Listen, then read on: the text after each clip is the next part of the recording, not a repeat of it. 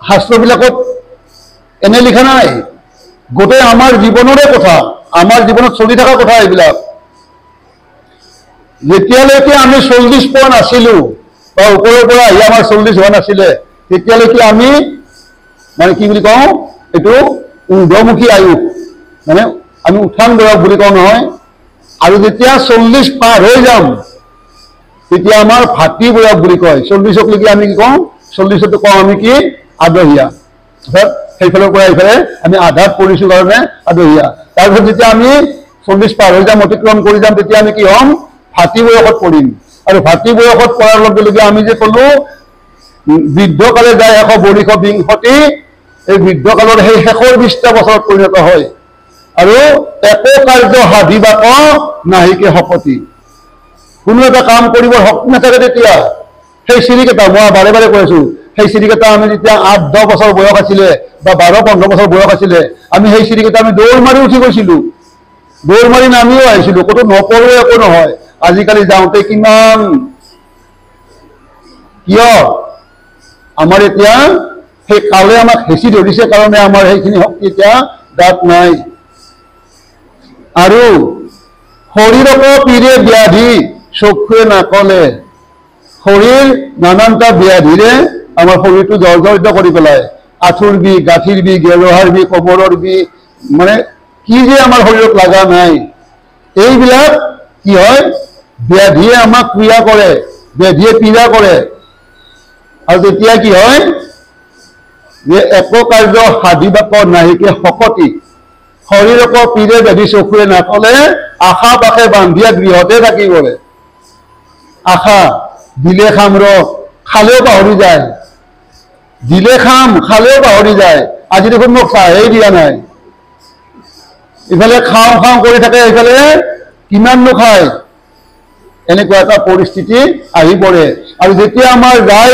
শেষৰ 5টা বছৰ বাকী থাকিব তেতিয়া আমাৰ চিন্তা হয় ভাল যদি আমি জীৱ হওঁ ভগৱন্তক আৰাধনা কৰিম বেয়া জীৱ যদি আমি হওঁ ভগৱন্তক গালি পাৰিম কানা গোসাঁই গতিকে আমি বা এতিয়া কি জীৱ ভাল সংস্কাৰীয়ে নে কুসংস্কাৰীয়ে ভগৱন্তক স্তুতিয়ে কৰোঁ নে গালিয়ে পাৰোঁ নাজানো আৰু ভগৱন্তই বোলে গালি পাৰিলেও ক্ষমা কৰে ভগৱন্তৰ নামত যদি গালি এটাও পৰা যায় ভগৱন্তই বোলে ক্ষমাই কৰে যে মোৰ নামে লৈছে অন্তত যে এনেকুৱা কথা সেই গজেন্দ্ৰ আধ্যাত্মিক দিশত আমি যদি চাব যাওঁ আমি প্ৰত্যেকেই আমাৰ এটা বয়সত সেই উৎপতীয়া গজেন্দ্ৰটোৰ নিচিনা আৰু প্ৰত্যেকেই এটা বয়সত সেই ভগৱন্তক শৰণাপন্ন হোৱা গজেন্দ্ৰৰ নিচিনা আৰু প্ৰত্যেকেই সেই কালগ্ৰাহৰ মুখত আমি পৰিমেই কালগ্ৰাহৰ কামোৰটো আমি প্ৰথমতে চেষ্টা কৰিম নিজে নিজক উদ্ধাৰ কৰিব চেষ্টা কৰিম যিমান শক্তি আছে মানে উদ্ধাৰ কৰিব চেষ্টা কৰিম নিজৰ শক্তিৰে নোৱাৰিলে পুত্ৰ বোৱাৰী ভাইজাক ব্যৱহাৰ কৰিম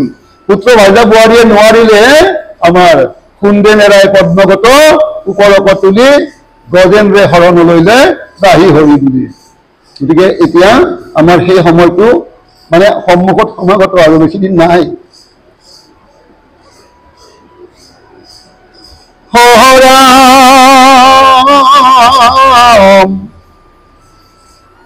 গজেন্দ্ৰ মক্ষণ কথা হইলা সমাপত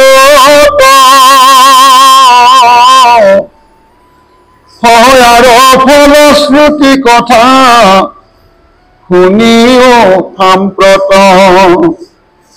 এই মতে মহাৰাজা আগত তোমাৰ কহিলো কৃষ্ণৰ লীলা মহিমা অপাৰ যে ৰাজা পৰীক্ষিত প্ৰথমতেই তোমাৰ মনত সংশয় আহিছিলে যে যদিহে মুক্তি পাব লাগে ভগৱন্তৰ নাম ল'ব লাগে কিন্তু এই 10 লতিকা পৰ্বত পাহাৰৰ কথানো আমাক কিয় শুনাব লগা হ'ল পাইছো নহয় আমি পাহৰি গ'ল নেকি আমি পাইছো যে ভগৱন্তৰ নাম শুনিলেহে বোলে মুক্তি পায় তেনেহ'লে এই 10 লতিকা এই সাগৰ পৰ্বত এইবিলাকৰ নামনো কিয় ক'ব লাগে এতিয়া ভগৱন্তই কৈছিলে বা অৰ্থাৎ শুকমুনিয়ে কৈছিলে পৰীক্ষিতক যে প্ৰত্যেকটো কথাৰে একোটা একোটা তত্ত্ব অৰ্থ আছে নহ'লে এনে আৰু ভাগৱতত কিছুমান গছৰ নাম এনে উল্লেখ নকৰে এতিয়া কৈছে যে গজেন্দ্ৰ মক্ষণৰ কথা হইলা সমাপত আৰু ফলশ্ৰুতি কথা শুনিও সাম্প্ৰত এইমতে মহাৰাজা আগত তোমাৰ কহিলো কৃষ্ণৰ লীলা মহিমা অপাৰ। সেই ত্ৰিকুট পৰ্বতত সেই সৰোবৰটো আছিলে, যিটো সৰোবৰত গ্ৰাস লুকাই আছিলে। সেই সৰোবৰৰ কাষৰ যিটো মোহনীয় ৰূপ, এই মোহনীয় ৰূপখিনি বৰ্ণনা কৰি ক'ব লগা দৰকাৰ, নহলে সকলো কথাৰে একোটা অলংকাৰ থাকিবই লাগিব। খালি শৰীৰটো আৰু শৰীৰটোক সজাই পৰাই লোৱা শৰীৰটো। ভগৱন্তৰ যিবিলাক মূৰ্তি বনাই আমি মূৰ্তি বনাই দেখিছো, কাঠ বা খেৰ আদিৰে মূৰ্তি বনাই, সেই মূৰ্তিটো এনে ভাল নালাগে। আমি মূৰ্তি পূজা নকৰো যদিও দেখিছো, ভাল নালাগে। যেতিয়া তাত অলংকাৰ বিলাক পিন্ধি কানি কাপোৰ পিন্ধাই দিব, সেই মূৰ্তিটো কিমান ভাল লাগে। গতিকে এই অলংকাৰ কানি কাপোৰ এইবিলাকৰো দৰকাৰ থাকে। সেইকাৰণে গজেন্দ্ৰ মোক্ষৰ কথাটো ক'ব যাওঁতে সেই সৰোবৰটোৰ চাৰিওফালৰ যিটো পৰিৱেশ, যিটো সুন্দৰ এটা পৰিৱেশ, ধুনীয়া ধুনীয়া চৰাইৰ মাত, ভোমোৰাবিলাকৰ গুণগুণনি, ধুনীয়া ফুলৰ সুগন্ধি, এইবিলাক প্ৰকাশ কৰি কোৱাটো দৰকাৰ। সেইকাৰণে কোৱা হৈছিলে।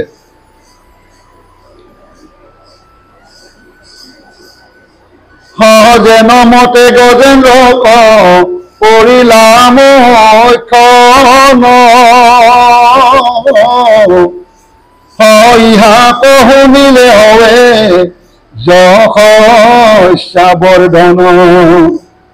কামনা কৰিয়া আক যিজনে শুনৈ, তাহাৰ উত্তম স্বৰ্গ অনায়াসে হয়। চতুষ্পদে পূৰ্ণ কলি যুগৰ কলমখ, শ্ৰৱণ মাত্ৰকে তাত হৰয় নিক্ষেক। দুস্বপ্নাদি নাশ আনো যত অমংগল, শ্ৰৱণতে সমস্তৰে হোৱায় কুশল। এতিয়া ইয়াত কিছুমান কামনা আমাক সানি দিলে। আমিতো সদায় কওঁ নিষ্কাম ভকতি হ'ব লাগে, ভকতিত নিষ্কাম হ'ব লাগে, ভকতিত কোনো কামনা থাকিব নালাগে। শাস্ত্ৰই আমাক সেইটোৱে কৈ আছে। কিন্তু সেই শাস্ত্ৰৰে এই ভাগৱত নিষ্কাম এই শাস্ত্ৰখনৰ ভিতৰত, নিগম শাস্ত্ৰখনৰ ভিতৰত কেইটামান কিন্তু আমাক কামনাযুক্ত কথা ক'লে, যে ইয়াক শুনিলে হয় যশস্যা বৰ্ধন, যশস্যা বৃদ্ধি হয় বোলে। কামনা কৰি যিজনে ইয়াক শুনে তাৰ উত্তম স্বৰ্গ অনায়াসে পায়। চতুষ্পদে পূৰ্ণ কলিযুগৰ যি কলুহতা, এই শ্ৰৱণ মাত্ৰকেই নিষেধ হয়। দুঃস্বপ্ন আদি যিবিলাক আমি দেখি থাকো, আমি ভাবি থাকো, এই অমংগল বিলাক শ্ৰৱণ কৰিলে নাশ হয়, সুমংগল হয়। এতিয়া আমাৰ মাজতে আমি যিমানেই নিষ্কাম, যিমানেই নিগম, যিমানেই যি শব্দ নকওঁ কিয়, ল'ৰাটিৰ পৰীক্ষাটো আহিলে আমাক ভগৱন্তক স্মৰণ হয়, আৰু ভগৱন্তৰ লগত আহি আমি দীঘল হৈ পৰো। পাণ তামোল গোৱা মানে আমি শৰাই আদি কৰি আমি ভগৱন্তৰ পৰা কি বিচাৰো? ল'ৰাটো ভাল হওক, পৰীক্ষাত ভাল হওক, ভাল ফলাফল লাভ কৰক। আহিলে নাই কামনা? কামনা আহিলে নাই? যোৱা ৰাতি মই এনেই বেয়া সপোন দেখিলো, হে প্ৰভু তুমি আৰু সেই সপোনটো মোৰ জীৱনত নকলে। ভগৱন্তক আমি চিধা আহি কৈ দিওঁ, যোৱা ৰাতি মই হয়তো এটা মোৰ কিবা ক্ষতি হওক, মানে সপোন দেখিলো, যিটো সপোনে মোক বহুত ক্ষতি কৰিব। কি কৰো? আন কাকো নকওঁতে এই ভগৱন্তক কওঁ, তেনেকুৱা মোৰ নহওক। কওঁনে নাই? যশস্যাৰ কাৰণে কোনোবা কাম কৰে নে নাই? মোৰ যশস্যা বৃদ্ধি হওক, মোৰ নাম সকলোৰে মুখে মুখে হওক। মই নিজে, আপোনালোকৰ কোনোবা নিজে, প্ৰত্যেকে বিচাৰে যে মোৰ কামটো ভাল হোৱা বুলি 10জনে কওক, মই গোৱা নামটো ভাল হোৱা বুলি কওক, মই কোৱা কথাখিনি সকলোৱে মুখে মুখে কৰক। আমি নিজৰ যশস্যা বিচাৰো নে নাই? যিমানে যি নকলেও কিন্তু আমাৰ মাজত অলপ অলপ কিবা হলেও তেনেকুৱা বস্তু সোমাই আছে। গতিকে মই যদি যশস্যা বিচাৰো, এই কথাখিনি শ্ৰৱণ কীৰ্তন কৰিলে মোৰ যশস্যা বৰ্ধন কৰিব। মই যদি কিবা এটা সুফল বিচাৰো, এই কথাখিনি শ্ৰৱণ কীৰ্তন কৰিলে মই সেই সুফলটো প্ৰাপ্ত হ'ব মোৰ। আৰু যদিহে উত্তম স্বৰ্গ বিচাৰিও মই এই কামখিনি কৰো, শ্ৰৱণ কীৰ্তনখিনি কৰো, ভক্তিখিনি কৰো, মোৰ হয়তো উত্তম স্বৰ্গও হ'ব। কিন্তু ভকতৰ কিন্তু এইবিলাক নহয়। ভকতে এইবিলাকৰ এটাও বস্তু নিবিচাৰে। তেওঁলোকক যশস্যা নালাগে, তেওঁলোকক কিবা এটা ভাল ফল নালাগে, তেওঁলোকক উত্তম স্বৰ্গ নালাগে। তেওঁলোকক কি লাগে?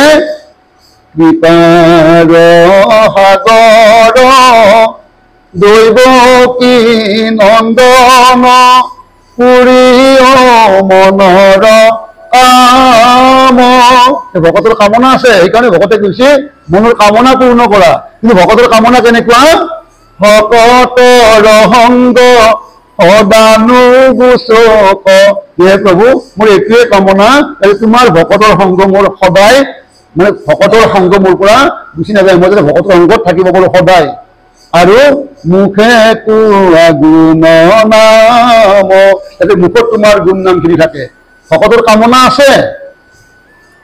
কামনা আছে বহুত ঠাইত ভকতে কামনা কৰিছে কিন্তু কি কামনা কৰিছে যে ভকতৰ সংগত থাকিব পাওঁ আৰু তোমাৰ নামহাৰ ল'ব পাওঁ এইখিনিহে ভকতৰ কামনা ভকতে কোনো বৈষয়িক বস্তুৰ প্ৰতি কামনা নকৰে কিন্তু সেনেকুৱা ভকতৰ মাজতো আমিও বহি থাকো আমাৰতো আছে কিছু কামনা ল'ৰাটোৰ পৰীক্ষা আহিলে ভগৱন্তক প্ৰাৰ্থনা কৰোঁ মাইকীগৰাকী আমাৰ স্ত্ৰী যিটো আমাৰ শ্ৰীমতীৰ বেমাৰ হৈছে ভগৱন্তক প্ৰাৰ্থনা কৰি ভাল কৰি দিয়ক ল'ৰাৰ কিবা এটা বেমাৰ হৈছে ভগৱন্তক ভাল কৰি দিয়ক আমি কামনাৰ মাজত থাকো যদিও ভকতৰ শাৰীতো নোহোৱা নহয়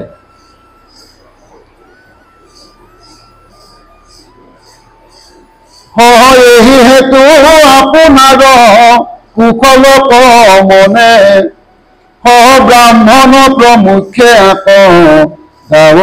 যতনে প্ৰভাততে উঠি পবিত্ৰ ভাৱ হয় দুস্বপ্নাদি নাশ অৰ্থে কীৰ্তন কৰয় চাওকচোন এই কাৰণে নিজৰ কুশলৰ বাঞ্ছা কৰি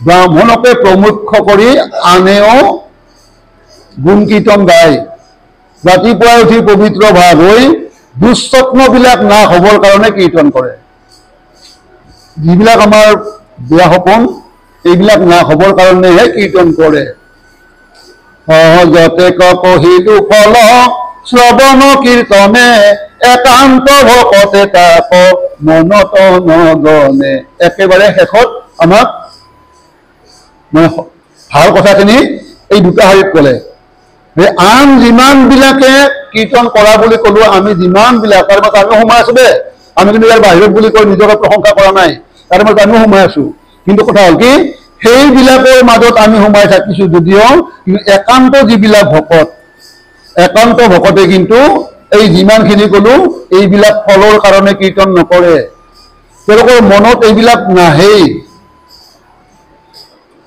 কিন্তু তারা শ্রবণ কীর্তন করিয়াতি প্রেম ভকতিক মাত্র খোঁজে দিনে রাতি কিন্তু সেই একান্ত ভকতসকলে দিনে ৰাতিয়ে শ্ৰৱণ কীৰ্তন কৰে একমাত্ৰ ভগৱন্তৰ প্ৰেম ভক্তিখিনি বিচাৰি আন একো বৈষয়িক কথাৰ কাৰণে তেওঁলোকে শ্ৰৱণ কীৰ্তন নকৰে ভগৱন্তৰ লগত এনেকে প্ৰেম ভক্তিত মজি থাকিব যাতে সদায় পাৰে তাৰ কাৰণেহে তেওঁলোকে সদায় ভগৱন্তৰ নামটো মুখত আওৰাই থাকে আৰু তেওঁলোকৰ এটা ভয় থাকে যেনেকে চাকি গছি জ্বলি থাকিলে আন্ধাৰ গৃহটো পোহৰ হৈ যায় আন্ধাৰ গৃহ এটাত যদি আমি লেম্প বা চাকি গছি জ্বলাই দিম নহয় লগে লগে ঘৰটো আন্ধাৰ গুচি পোহৰ হয় আন্ধাৰখিনি ক'ত যায় গম নাপাওঁ লগে লগে চাকি গুচি জ্বলাই দিয়াৰ লগে লগে আন্ধাৰ আঁতৰি গ'ল পোহৰ আহিল চাকি গুচি নুমালে আন্ধাৰ পুনৰ আহিবনে নাই গতিকে এই একান্ত ভকতসকলে ভয় কৰে কি ভয় কৰে যেনেকে চাকি নুমাই গ'লে আন্ধাৰ আহি যায় তেনেকে যদি আমিও আমাৰ নামটো পাহৰি যোৱাৰ লগে লগে আৰু যদি পাপবিলাক আহি যায়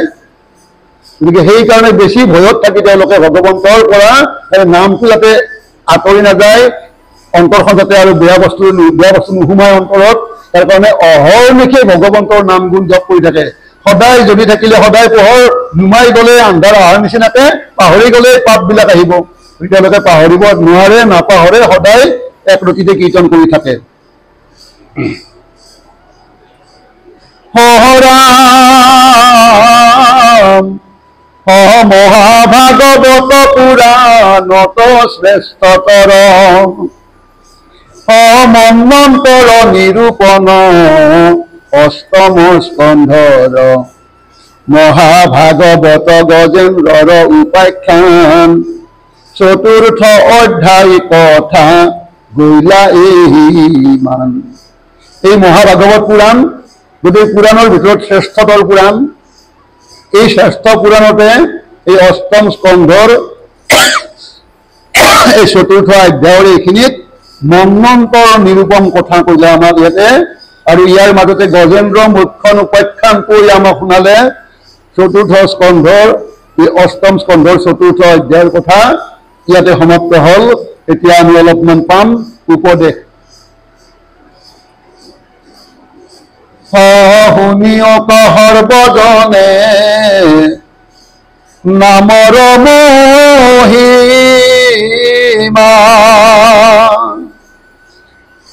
ব্ৰহ্মৰ আদি কৰি নপাৱন্ত সীমা। ব্ৰহ্মাণ্ড ভিতৰে আছে যেহি নৰ, নামক বুলি বেশ্যা কৰো তোমাৰ। সৰ্বজনক উদ্দেশ্য কৰি কৈছে। আজি আমি ইয়াত যিখিনি আছো, আজি আমিয়ে শুনি আছো এইখিনি সময়ত, গতিকে আমাকো উদ্দেশ্য কৰি কথাষাৰ কৈছে যে নামৰ মহিমা চোৱা। নামৰ কি বিপৰীত মহিমা, নামৰ মহিমা বিপৰীত। বুলিতে এক, শুনিতে শত নিতৰে, নাম ধৰ্ম বিপৰীত। দুলহুৰাম এই বৰগীতটোত এই পদ থাকি আছে যে এজনে মাত্ৰ কৈ থাকক, এজনেই মাত্ৰ কৈ থাকক, শজনে শুনি থাকক, সকলে কিন্তু সমানেই পাব। কিন্তু সমানকে শুনে, আৰু কিছুমান ইয়াত বহি থাকে কিন্তু কাণে নুশুনে, সেইটো বেলেগ কথা। ইয়াত এজনেই কৈ থাকে আৰু শুনা 100,000 যিমান নহওক সকলে সমানেই পাই থাকে। বিপৰীত মহিমা, বিপৰীত দান এইটো নাম দানটো। আৰু কি হয়, কওঁতাজনৰ কিন্তু কমি নাযায়। যিজনে দি থাকে 1000জনক, এই দেওঁতাজনৰ কিন্তু কমি নাযায়, দেওঁতাজনৰ বৃদ্ধি হৈ যায়। কেনেকুৱা বিপৰীত মহিমা নহয় জানো? লওঁতা 100জনে সমানে পালে, দেওঁতা কিন্তু এজন, সেই এজনৰো বৃদ্ধি হল, নকমিল।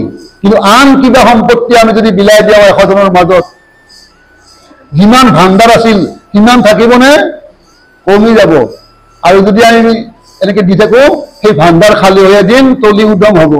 কিন্তু ইয়াৰ এই ধৰ্ম, নাম ধৰ্ম, ইয়াৰ যিমানেই বিতৰণ কৰে, যিমানেই বিলাই, লওঁতাই পাই, বিলাওঁতাৰ বাঢ়ি যায়। গতিকে বিপৰীত ধৰ্ম, আৰু ইয়াৰ মহিমাও বিপৰীত। মহিমাৰ কথাটো কৈ বোলে অঁতাবই নোৱাৰে। অজামিলে ভগৱানৰ নাম লোৱা নাছিলে, নিজৰ সৰু পুতেকৰ নাম লৈছিলে। সেই সৰু পুতেকৰ নামৰ, সেই সৰু পুতেকৰ নাম নাৰায়ণ, এই নামটোৰ কিমান মহিমা, তেওঁ কিমান পাপ কৰ্মত লিপ্ত আছিলে, সমস্তখিনি নাইকিয়া হৈ যায়, তেওঁ বৈকুণ্ঠত চিত পালে পাৰিষদ ৰূপে। গতিকে এনেকুৱা বিপৰীত ধৰণৰ মহিমা এই নামৰ। আৰু বহুত কথা আছে। আজি গজেন্দ্ৰক দেখিলো আমি, গজেন্দ্ৰই সেই নামৰ মহিমাত কি অৱস্থা হল। গতিকে ব্ৰহ্মাণ্ডৰ ভিতৰত যিমান নৰ আছে, ভগৱন্তৰ নামটো ল'বৰ মাত্ৰ ইচ্ছা কৰক, ভগৱন্তৰ নামটো ল'বৰ মাত্ৰ ইচ্ছা কৰক, তেতিয়া কি হয়, সহয়তে কতে পাপ ছয়, কাম্পে কৰ তৰি, মহামোহবে মান থাকে দুখ কৰি, মহাত ৰাখে চিত্ৰগুপ্তে নাৰ কি কলুয়া, তাৰ অংগ কাটিবে থাকয় যত্ন হইয়া। ভগৱন্তৰ নাম মাত্ৰ ল'বৰ ইচ্ছা কৰক। আমি আমাৰ এটা চিন্তা আগতে আহে, চাবচোন, যে আমি 100জন বা 10জন 20জন যি নহওক, আমি কেইজন মানে ইয়াত মহাপ্ৰসাদ মুঠি সিদ্ধ কৰি খাম, মহাপ্ৰসাদ মুঠি সিদ্ধ কৰি আমি খাম। আমাৰ প্ৰথমতে চিন্তা কি আহিব, গেছটো শেষ হ'ব, হ'বনে নাই? গেছটোতো আমি মহাপ্ৰসাদ মুঠি সিদ্ধ কৰিলে গেছ শেষ হ'ব নে নাই? চিন্তাটো প্ৰথম আহিল নে? এটা গেছ লাগিব, অন্তত গেছটোৰ কিন্তু ইমানখিনি শেষ হ'ব। এই গেছটো শেষ হোৱাটো কিন্তু আমি কোনো নিবিচাৰো, কিন্তু ইচ্ছা যদি কৰোঁ গেছটো কিন্তু শেষ হ'বই। যেনেকৈ আমি গাঁৱৰ মানুহবিলাকৰ ঘৰত দেখোঁ, ইয়াত দেখা নাপাওঁ, গুৱাহাটী চহৰত দেখা নাপাওঁ।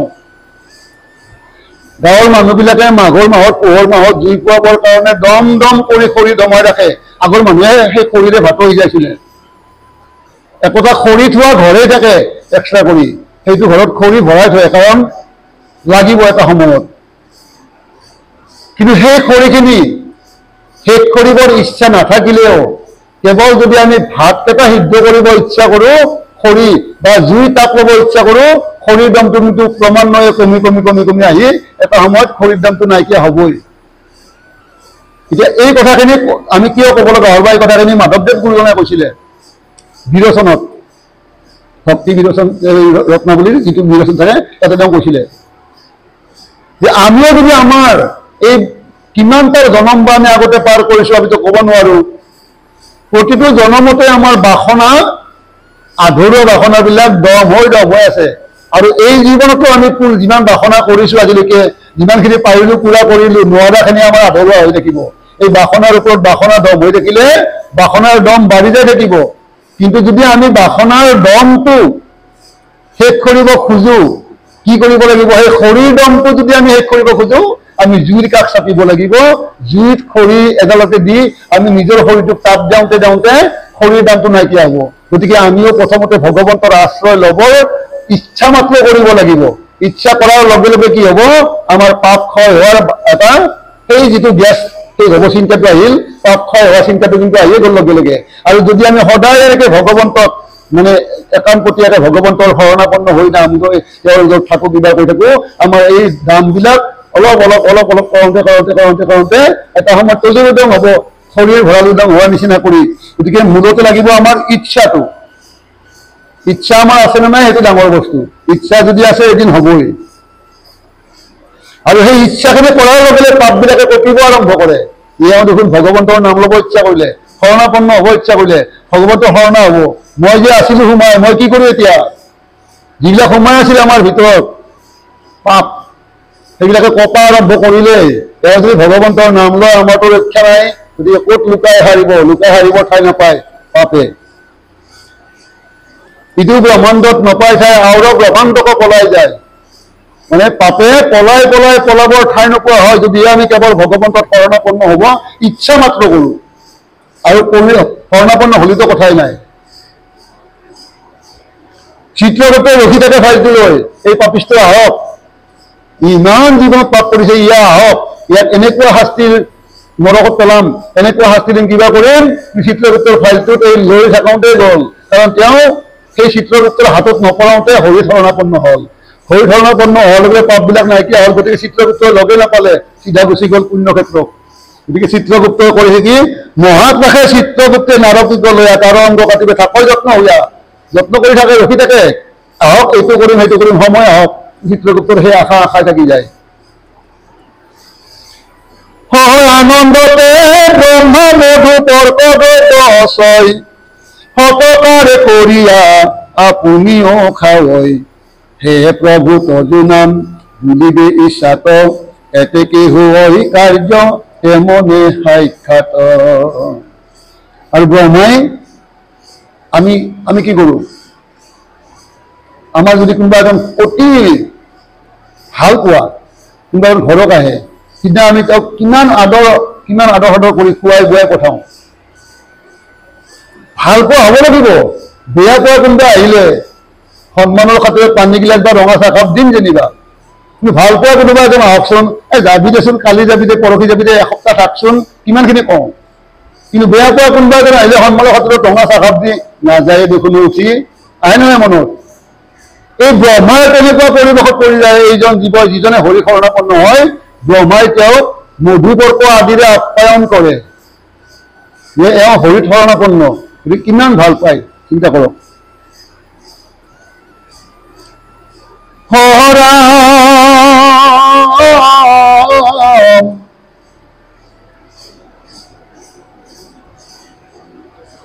হে প্ৰভু তজু নাম বুলিবে ইচ্ছাত এতেকে হয় কাৰ্য এমনে সাক্ষাৎ। যেবেহে তোমাৰ নাম মুখ ভৰি গাঁৱে, তেবে তাৰ মহিমাৰ কোনে অন্ত পাৱে। হেনে নামত মোৰ কৰাই অকৰতি, হে প্ৰভু কৃপাময় অগতিৰ গতি। হে প্ৰভু, তোমাৰ নাম ল'ব ইচ্ছা কৰিলেই তেনেকুৱা এটা ফলৰ অধিকাৰী হয়। আৰু যদি তোমাৰ নাম মুখ ভৰি ভৰি গায়, তেতিয়া তেওঁৰ মহিমাৰ বিষয়ে কোনে এনেকুৱা মানুহ আছে কৈ অন্ত কৰিব পাৰে। হে প্ৰভু, মই তোমাৰ ওচৰত এটাই প্ৰাৰ্থনা কৰিছো, তোমাৰ সেনেকুৱা নাম মোৰ মুখত থাকক, মোৰ মনে তেনেকুৱা নাম শুনিব, গাব, ৰতিয়ক। হে প্ৰভু কৃপাময়, তুমি অগতিৰ গতি সাধন কৰবা, তুমি মোক এইখিনি গতি দিয়া যাতে মই তোমাৰ নামভাৰ কাণেৰে শুনিব পাৰো, মুখেৰে গাব পাৰো, আৰু তোমাৰ চৰণতে মই মোৰ গতিটো থিতাপি ৰাখিব পাৰো। আৰু এক কৃপাময় কৰো নিবেদন, মোক সৰ্বজনে বোলে গোপাল চৰণ। মই এদিন কৈছিলো, গোপাল চৰণ দিছে, তেওঁ নিজে ভগৱন্তক কব, ভগৱন্ত এখন গোপাল, কৃষ্ণ ভগৱন্তক গোপাল বুলি কওঁ নে নাই? যে গোপালটো নাম, ভগৱন্তৰ নাম, আৰু এওঁ সেই গোপালৰ চৰণ, চৰণ মানে প্ৰভু ভগৱন্তৰ চৰণ, প্ৰভু ভগৱন্ত গোপাল, আৰু সমস্ত ৰাইজে প্ৰভু মোক সেই তোমাৰ চৰণ বুলি মাতে, মোক গোপাল চৰণ বুলি মাতে। গতিকে কি কৈছে যে তোমাৰ ওচৰত মই এটা নিবেদন কৰো, সকলোৱে মোক গোপাল চৰণ বুলি কয়, আতৈসকলে, আইসকলে, বাপসকলে মোক গোপাল চৰণ বুলি কয়। যদি মই গোপাল চৰণ হওঁ, তেতিয়া কি কৰিব লাগে? ইটো নাম সাফলি নন্দে ৰতন, তজু চৰণ তথান দিবা কলা গয়। গতিকে মোৰ নামটো যিহেতু সকলোৱে যিহেতু মোক গোপাল চৰণ বুলি কয়, হে নন্দেৰ নন্দন কৃষ্ণ প্ৰভু ভগৱান, গতিকে মোৰ এই নামটো তুমি সফল কৰি তোমাৰ চৰণত মোক ঠাই দিয়া। চাওকচোন কেনেকুৱা মধুৰ ভাষা, এই আতৈসকলে কিমান সুন্দৰকে লিখিছিল এইবিলাক কথা আজিৰ পৰা 700 বছৰ আগতে, 600 কিলো বছৰ আগতে। গতিকে মোৰ এই নামটো যদি সফল কৰা প্ৰভু, মোক তোমাৰ চৰণত স্থান দিয়া।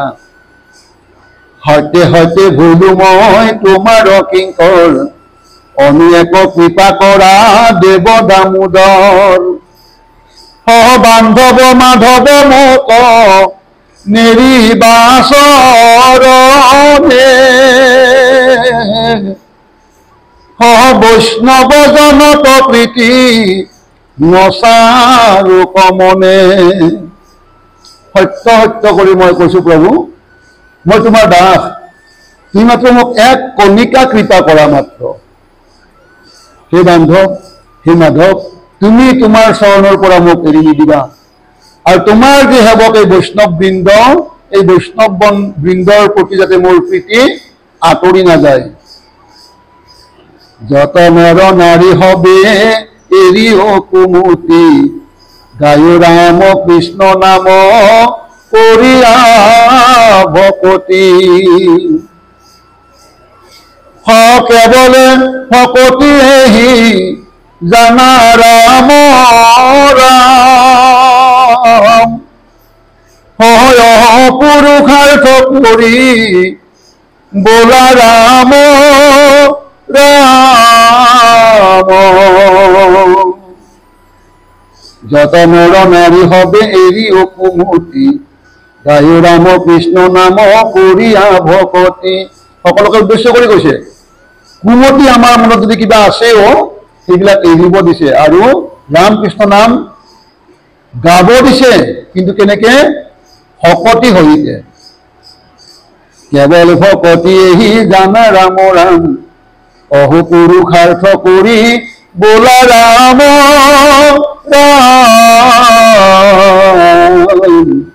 হৰি ৰাম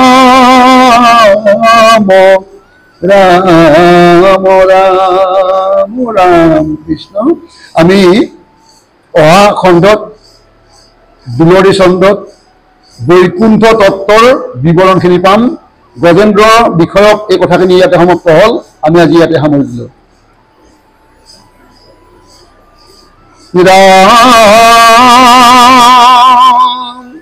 নিরন্তরে বোলা রাম রাম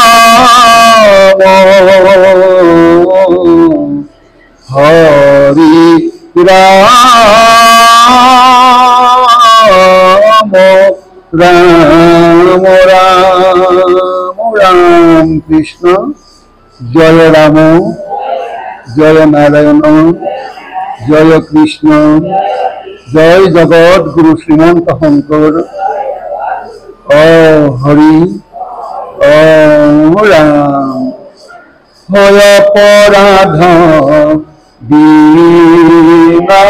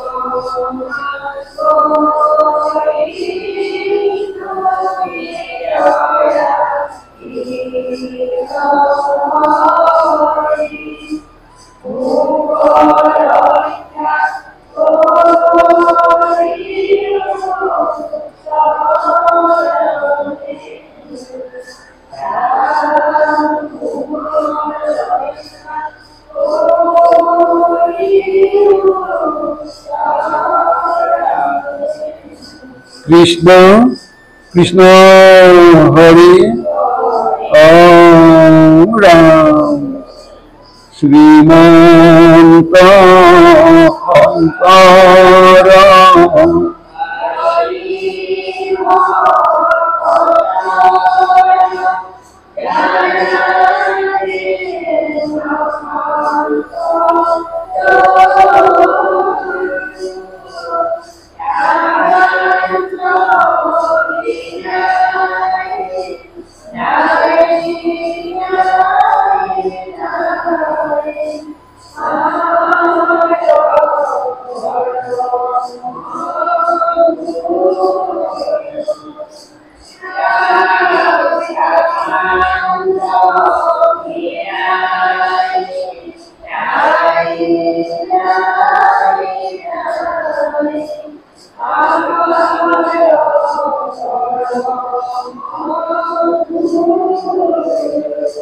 কৃষ্ণ কৃষ্ণ হরি ওম রাম